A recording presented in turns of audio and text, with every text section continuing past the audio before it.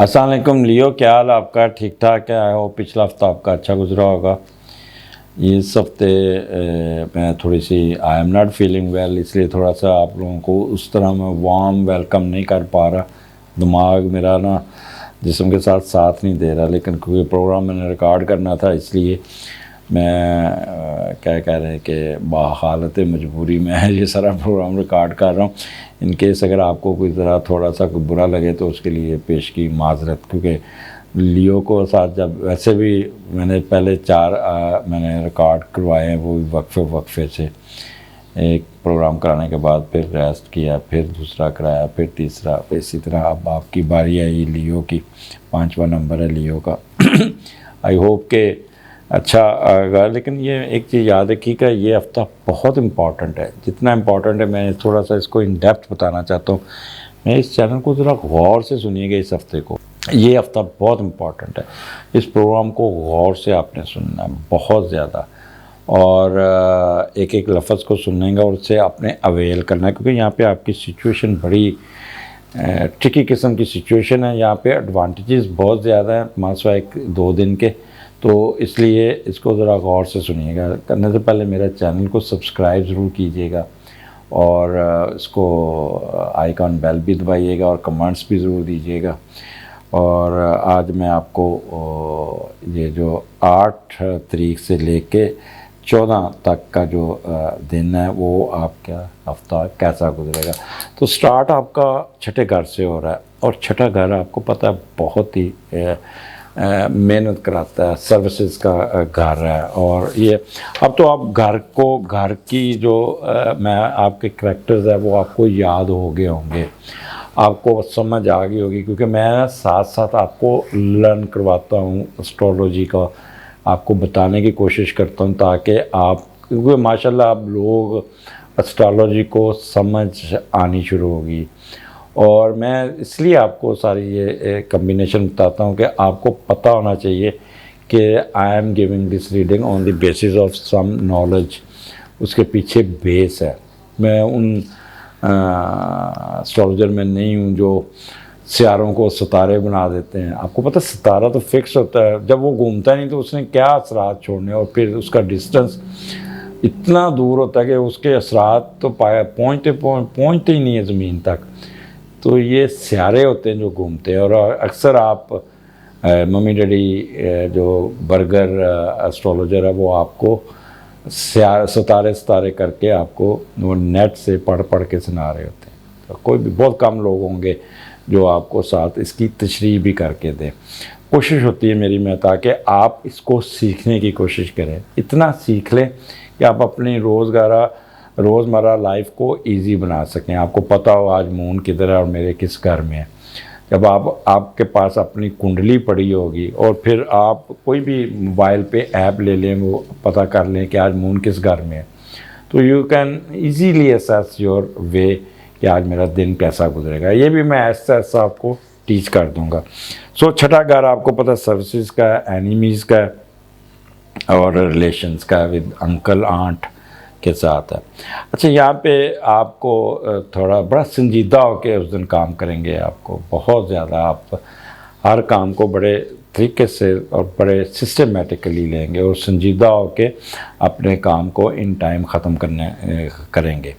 अच्छा, किसी किस्म की उस दिन आपके अंदर ना लस्ट होगी, ना एंगर होगी, ना ग्रीड होगी, ना एरोगेंस होगी, ठीक है। और अपने आप को बड़ा इजी और बड़ा मेहनत से उस दिन काम करते नज़र आ रहे हैं। आपके पार्टनर के एक्सपेंसेस भी एक्सपेंसेस का हाउस है, लिहाजा वहाँ पे भी आपको बहुत ही अच्छा रिजल्ट्स मिलेंगे। यहाँ पे आप अपना कर्ज़ा दूर करते नज़र आ रहे हैं, या कोई ज़ख़म आपका हील हो जाएगा, या हॉस्पिटल से छुट्टी मिल जाएगी, या कैद में तो कैद से जान छूट जाएगी, थाना कचहरी से भी आपका कोई अच्छा रिज़ल्ट सामने आ जाएगा। कोई ऑब्स्टेकल्स हैं वो दूर हो जाएंगी। अगर कोई शोकाज नोटिस मिला हुआ वो आपके हक़ में हो जाएगा, फ़ाइल हो जाएगा। क्रूल एक्शन सज़ा अगर है उसमें तखफ़ीफ़ हो जाएगी या ख़त्म हो जाएगी। तो इस किस्म का फेवरेबल रिज़ल्ट, अगर कोई आप एग्ज़ाम दे रहे हैं तो उसमें भी आपको पास हो जाएंगे, अच्छे नंबरों से पास कर जाएंगे। तो ये इस किस्म के ये 2 दिन होंगे जहाँ पे आप अपना छठा घर आपको पता थोड़ा सा 3 तो घर हैं जिससे आपको केयरफुल रहना पड़ता है, छठा, 8वां, 12वां। तो छठा जो है ना, क्योंकि सर्विस मैटर्स, इसलिए मैं बॉस आपके साथ बड़ा संजीदा होकर रहेगा, आपको असाइनमेंट देगा, आपकी फिर बाद में वो तारीफ़ भी करेगा, कहेगा नहीं यू डिड वेरी वेल। इस किस्म के फ़िक्रे सुनने को मिलेंगे। और छठा घर आपका जो कहते हैं मेंटल स्टेबिलिटी, यहाँ पे आप इमोशनली भी और मेंटली भी बहुत स्ट्रॉन्ग होंगे। बड़ा कहते हैं ना, एक चेहरे पे ना एक बाइज़्ज़त किस्म की संजीदगी होगी, और जब आप काम पे बैठेंगे तो बड़े प्यार से सारा काम को सिस्टमेटिकली करते जाएंगे। अब आगे आ जाए सातवां घर 10-11 को, यहाँ पे पोजीशन बड़ी बड़ी मज़ेदार किस्म की। सातवें घर में 4 सियारे, एक्वेरियस में लियो। कभी कभार ऐसे होता है, ये कभी कभार ऐसे पोजीशन मिलती है जिसको आप अवेल करें। मैंने इसलिए ये हफ्ता, क्योंकि बड़ा इम्पॉर्टेंट है आपके लिए, मैं ये आपको ये बताना चाहूँगा कि आपने एडवांटेजेस कैसे लेने हैं। ओवरऑल सन नेगेटिव है, माँ उसमें है वीनस में, और सॉरी पाइसेस में है, और उसको राहु की स्केयर है, लिहाजा ज़हनी दबाव में तो रहेंगे। लेकिन अगर आपको पता है ज़हनी दबाव गर्म आप धूप दोपहर में जा रहे हैं, तो उसके हाल भी होते हैं। सर पे एक टोपी ले लेते हैं, हैट ले लेते हैं, कपड़ा लपेट लेते हैं, ताकि आप अपने हीट ना पहुंचे और आप अपने काम को निकालने में कामयाब हो जाए। तो यहाँ पे 4 सियारों का 7 कम्बिनेशन बनते हैं। तो इन कम्बिनेशंस को पहले आप सुन लें। जब कम्बिनेशन आपकी समझ में आ जाएंगे, फिर आपने उस घर के मद्देनज़र रखते हुए अपने आप को उस तरह यूटिलाइज करना है। This is very important days, these 2 days are very important, very important. ये वीक पूरा ही बड़ा इंपॉर्टेंट है, लियो इसको ज़रा संजीदगी से लिए। पूरे साल का यहाँ पे आपने यहाँ पे एडवांटेजेस को कैश करना है। अब यहाँ पे जो सबसे बड़ी जो एक चीज़ बनी हुई है कि मून के साथ इस वक्त मरकरी है, तो बड़ा एक्टिव माइंड होगा आपका। अब मैं इसको बाद में कोरिलेट करना है 7वें घर के साथ, और हाईली डेवलप्ड इंटेलेक्चुअल होगा, यानी कि दिमाग इतना तेज़ काम करेगा और जहानत से, और इमीडिएट जवाब आपके दिमाग में इंट्यूशन बड़ी तेज़ होगी, और नॉलेज के बलबूते आप काम करते नज़र आएंगे। रूबस्ट, यानी कि रूबस्ट मैंने तो ताज़ा दम, हट्टा कट्टा, मजबूत। तो ये आपके अंदर एक बड़ी होगी रिटेंटिव मेमोरी जिसे कहते हैं, हाफजा बहुत तेज़ होगा। आप एक्सटेम्पोर बोलेंगे और आप साथ साथ कोड करते जाएंगे। अगर वकील हैं तो आपको दिमाग में उस वक़्त पुराने रेफरेंस बहुत आएंगे, आप फट बोल देंगे। और या कोई बिज़नेस कर रहे हैं उसमें आप बड़ा कोड करेंगे, वो फलां वक्त में तो इतने % इंटरेस्ट था, इस वक्त इतना इंटरेस्ट है, जिसको ये है, ये प्रॉफिट। मैथमेटिशियन है आपका, मैथमेटिक्स की तरह, कैलकुलेटर की तरह दिमाग काम करेगा। उसके बाद आपकी फुल ऑफ कॉमन सेंस भी होगी और बड़ा क्विक विटेड होंगे, जुगते भी लगाएंगे, खूब गपशप भी लगाएंगे। जहाँ पे मॉल टेंस होगा वहाँ पे एकदम अपने आप को रीसेट करेंगे, रिफ्रेश करेंगे जैसे कंप्यूटर में करते हैं, और बड़ा मेरिट पे चलेंगे। दूसरा कम्बिनेशन मून और जुपिटर का। अब 7वां घर और मून और जुपिटर हो और फिर उसका फ़ायदा ना उठाएं तो उस वक्त बड़े ऑप्टिमिस्टिक होंगे। इसको मैं लिंक करूंगा बाद में। और मेंटल कैपेबिलिटी आपकी बहुत होगी, सिंपैथेटिक होंगे, ब्रॉड माइंडेड होंगे, वार्म हार्टेड होंगे, बहुत ज़्यादा। हर एक को गले मिलेंगे, हर एक को। जैसे पठान नहीं मिलते, ओ संगे हाले, क्या हाल है, तकड़े जोड़े। तो इस किस्म का आपका होगा, बड़ा उठ के जाके अपने लोगों को गले लगाएंगे। अब तीसरा कम्बिनेशन बनता है मून और सैटर्न का। अच्छा, ये सैटर्न और मून का कम्बिनेशन एक्वेरियस में बड़ा पॉजिटिव होता है, बहुत ज़्यादा पॉजिटिव होता है। इस वक्त सैटर्न अपने घर में और 7वें में, तो थोड़ा सा आप मून जब नीचे लगता है ना, उसको तो बंदा थोड़ा सा वरीड रहता है, परेशान रहता है, उसको एक खाम खा फेलियर का खौफ होता है, पता नहीं ऐसे हो ना जाए, ऐसे ना हो जाए, ऐसे ना हो जाए, इस किस्म के। और ग्लूमी रहेगा, कॉशियस रहेगा, ठीक है। लेकिन क्योंकि सैटर्न आपको पता बड़ी मेहनत का लॉर्ड है, जदोजहद का लॉर्ड, लेकिन आप बड़ी ईमानदारी से काम करेंगे और मेहनत करके काम कर निकालेंगे अपना, और परफेक्शनिस्ट होंगे आप। उसका प्रॉस एंड कॉन्स देखेंगे कि इधर से तो नहीं मार पड़ सकती, इधर से तो नहीं मार पड़ सकती। जब तक आप सेटिस्फाइड नहीं होंगे उतनी देर तक आप कोई डिसीजन नहीं लेंगे। लेकिन वो एक कह लें कि पेसिमिस्टिक और इनहैबिटेड रुकावट जैसे कहते हैं ना, वो खौफ फील करेंगे। हाँ, रुकावट की बात की है तो रुकावट में आ जाता है कि जब भी सैटर्न के नीचे मून आता है ना, तो बंदा थोड़ा सा डिले होता है, डिले का लॉर्ड है ना सैटर्न, तो ट्रैफिक में फंस जाएंगे या वेटिंग में फंस जाएंगे या गाड़ी ख़राब हो जाएगी, या ये होता है कि गप्पों में पड़ गए और आप टाइम पे नहीं पहुंच पाएंगे, जहाज़ लेट आएगा या बस लेट आ जाएगी आपको, यानी कि वेटिंग की सूरत रहेगी। लेकिन वहाँ पे आपने डिसअपॉइंटमेंट नहीं होना, ये अपने पहले दिन से मैनेज करके चलना है कि जी आज मेरा रुकावटें आनी तो क्यों ना मैं पहले 2 घंटे पहले निकलूँ, मैं क्यों ना वक्त पे पहले पहुँच जाऊँ एयरपोर्ट, टाइम पे पहले पहुंच जाएं तो वहाँ पे वो एटलीस्ट आप वेटिंग में रिलैक्स तो बैठेंगे, नहीं तो बंदा गाड़ी में ज़ोर लगा रहा होता है, टेंशन अलहदा होती है, तो इस टेंशन से आपको निकलना होगा। चौथा कम्बिनेशन बनता है आपका बड़ा मज़ेदार, जुपिटर सैटर्न और उसका मरकरी का। अच्छा, जब मरकरी और सैटर्न इकट्ठे हो फिर 7वें घर में हो, तो वो 7वें घर को मैं लिंक करूँगा इसके साथ, तो बंदा थोड़ा सा चीट करता है, डिसोबीडियंट होता है, झूठ बोल जाता है और बाज़ दफ़ा खफा कर देता है अगले बंदे को, ऐसे खाम खा उनको ना, जहाँ पे पोलाइट जवाब देना होता है पोलाइट जवाब नहीं देता, एकदम डायरेक्ट करके जवाब दे देता, पेसिमिस्टिक हो जाता है, इन्फीरियर कम्प्लेक्स का शिकार हो जाता है, ठीक है। और लेकिन बोल अननेसेसरी बोलेंगे बहुत ज़्यादा, power of oral and writing जो एक्सप्रेशन होगा बहुत स्ट्रॉन्ग होगा, और बाज़ दफ़ा बगैर सोचे बेतुका भी बोल जाएंगे। और फिर तीसरा कम्बिनेशन जुपिटर और सैटर्न का आर्टिस्टिक टेंडेंसी होगी, मजहबी रुझान भी होगा, good for practical politics, politics में आप बड़ा अच्छा जाएंगे। और लास्ट कम्बिनेशन जो बनता है आपका वो बनता है जुपिटर और मरकरी का, success in journalism and authorship, ठीक है। ऑप्टिमिस्टिक, क्रेविंग फॉर ट्रैवल यानी कि बंदे को बड़ा होता है कि मैं सफ़र करूं, मिलूं, भागूं दौड़ूं, और ख़ुद पसंदी बहुत आ जाती है, ईगोइस्ट बहुत हो जाते हैं, अपने मगरूरियत बहुत हो जाती है, खुशामद पसंद करना शुरू कर देते हैं। और फिर एलोकेंट होते हैं, जैसे कहते हैं बाद वेव्स आएंगे, कभी खुश हो जाएंगे, कभी एकदम रिएक्ट करेंगे। अब ये जितनी मैंने कम्बिनेशन बताई हैं, इसको अब आपने 7वें घर की नज़र से 7वें घर में एक साथ लिंक करना है। अब 7वां घर को आपने 4 हिस्सों में डिवाइड करना है। एक तो आपका मियाँ बीवी का आपस का रिश्ता, नंबर 2 आपके लव अफेयर्स, जो सच्ची मोहब्बत कहते हैं डीप लव में जाना, नंबर 3 स्पॉन्सरशिप, नंबर 4 आपका जो मुश्तरका कारोबार होता है जिसमें 2 बंदे मिल के कारोबार करते हैं वो होगा। तो आपने वहाँ पे इनको अब उस सिचुएशन को वहाँ पे फिट इन करना है। यहाँ पे आप मियाँ बीवी आपस में बहुत ही अच्छे एक दूसरे का ख्याल करेंगे, लेकिन क्योंकि मून डील करता है आपकी बड़ी बीवी को, पहली बीवी को, तो लिहाजा आप थोड़ा सा उसके ऊपर चढ़ाई करेंगे, थोड़ा सा उसके पास अपना कह लें कि अननेसेसरी उस पर शक करने की कोशिश करेंगे जिससे माहौल ख़राब हो सकता है, तो लिहाजा इसको प्रेज़ करना होगा आपको।